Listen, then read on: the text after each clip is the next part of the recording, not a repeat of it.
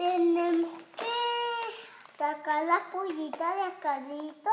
Ajá. Y primero tenemos que sacar la pollita y el carro chocó por la pared.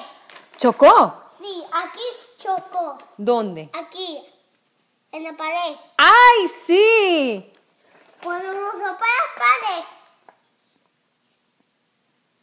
Y ella pensó a chocar. ¿Y qué más dice el libro del carrito? ¿Sí? Que hay decir que a poner la pila en el control. Ah, ok. Y entonces se la saca y no va el control de moto. Ah, ok. ¡Qué fino! ¡Tú sí sabes!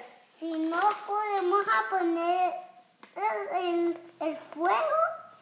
Esta es la manguera de fuego. Para ver, ¿dónde? Aquí abajo. ¡Ay, sí! ¡Wow! ¡Tú sí sabes!